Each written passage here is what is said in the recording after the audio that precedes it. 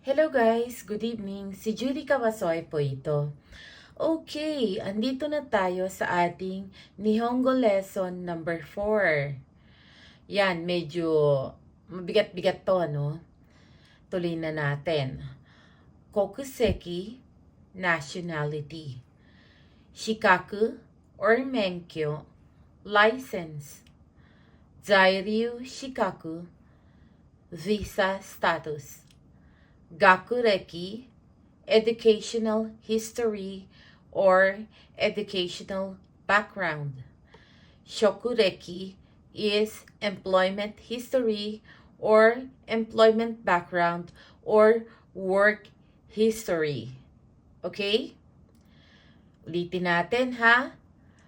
Kokuseki, nationality. Shikaku, menkyo, license.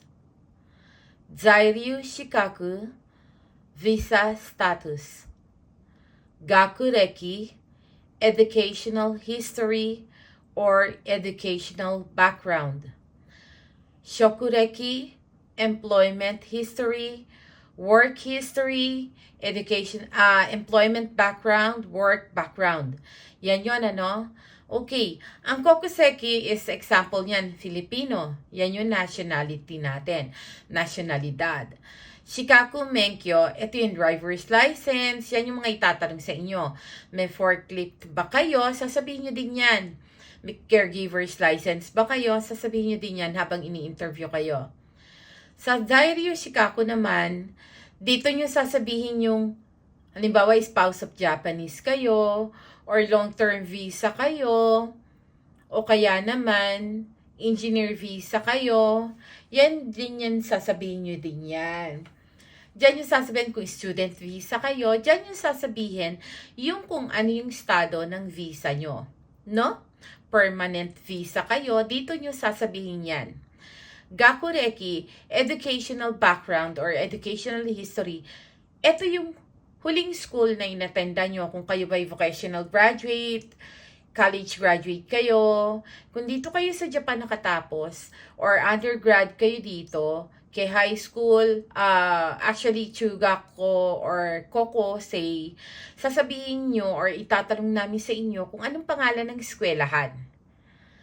Kasi importante yun. Napakalaking bagay na sasabihin kung ano yung school.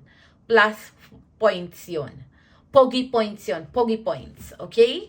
Ganda points yun. Malaking bagay na masabi nyo kung ano yung school na pinagtapusan nyo or pinag-aralan nyo kasi alam nila na dito kayo nag-aral. Shokureki or employment history, employment background, work history, work background. Sasabihin nyo yan kasi dyan namin malalaman partly kung kayo ba'y matyaga sa trabaho o hindi. Kung ilang taon kayo nagtrabaho sa kumpanya na yon, kung kayo ba'y more or less malalaman na namin matyaga ba to?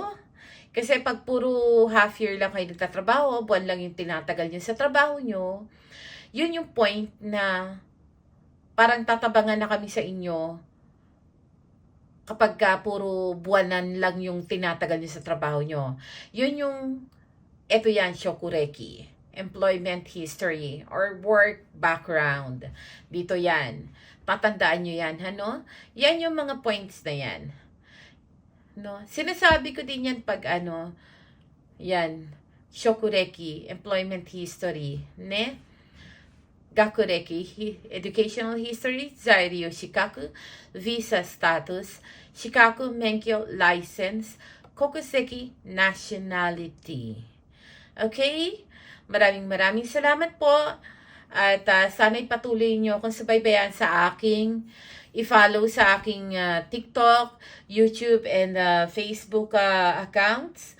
Judy Kawasoy po. Sa mga gusto magpa-translate, Judy's Interpretation and Translation Services, kontakin nyo lang po ako.